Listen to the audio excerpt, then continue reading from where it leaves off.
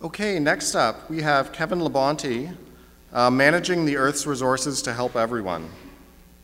Kevin's a mature student studying in the law clerk program at Fanshawe College. Only recently has he sparked himself in a passion for studying science and is currently studying the fields of neuroscience, economics, and quantum physics in his spare time. Let's welcome Kevin.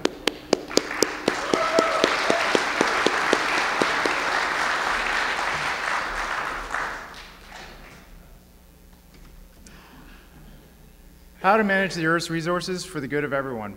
As you know, we live on a finite planet, and our current rate of consumption is far outpacing the current rate the planet can replenish itself. Less than 5% of the population is using 24% of the Earth's resources, yet it is producing 20% of the pollution. This clearly is not an efficient use of our resources, yet there are some countries that need to actually increase their rate of consumption just for their people to survive. And if we all consumed at the level the US is, we would need an additional 5 Earths just to keep up.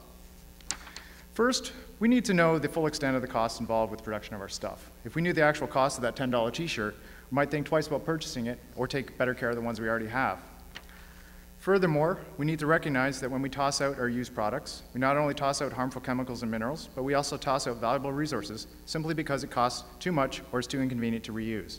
We've reached a point where the effort to extract oil from the ground, ship it to a refinery, turn it into plastic, shape it, truck it to a store, buy it, and bring it home is less effort than to wash the spoon. From its production, use, and eventual disposal, or better yet, reclamation into more useful products, we need to plan from the beginning a product's effects on its people and the environment, a concept called cradle to cradle. Companies such as Nike are already incorporating this concept into their design process to reduce their environmental impact. We need to stop designing for the dump, to design products that last as long as possible.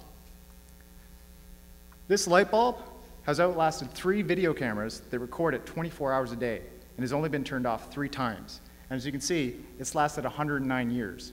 Our engineers are capable of producing durable products that can last longer than we do. Now think about how often do you use that power drill that you have hidden in the garage? Most likely 6 to 13 minutes over its lifetime. What about your car? We spend thousands of dollars on cars that we only use 3 hours a day, and we park it on valuable land the remaining 21 hours. Why not share the cost of ownership between 3 or 4 people and get some actual use out of the products we use? We don't need to own everything. We just need access to the products when we need them. This concept is called collaborative consumption. In an environment where goods are readily available, placing value on the experience you get from the goods and the community will replace the need to own many of the products we hoard today. Now, new advances in technology will change how we access physical goods. If a product is available at the point of use, consumers will not need to worry about storing it and maintaining it at their homes. Now, if quality clubs are available on the course, you don't need to keep the bulky clubs at home in your garage. That'll make many wives happy. This concept is called strategic access and is already used for shopping carts at stores or bowling shoes at bowling alleys. Many of the consumer goods that we have today can be replicated into digital form, and those that are produced physically are increasingly being manufactured by automated machines. Both of these methods can reduce waste during the production cycle, but they also reduce the need for human labor. Many new production technologies are being developed which will change how we acquire those goods as well. From spray-on clothing, yes, I said spray-on clothing, that can be dissolved and then reused, to 3D printers that can print their own replacement parts. Our homes will produce many of the products we use on a daily basis without having to go to IKEA. The future predicted in Star Trek is not too different from the world we see emerging from the brilliant engineers and scientists of today. Designing cities with the environment and community in mind will also allow for more efficient use of goods and services and reduce the traveling time of the produce. Community gardens and vertical farming have the potential to feed surrounding communities all year round without using valuable farmland, and they can also be pretty nice to look at too. Making cities self-sufficient in terms of energy production will reduce our dependencies on oil.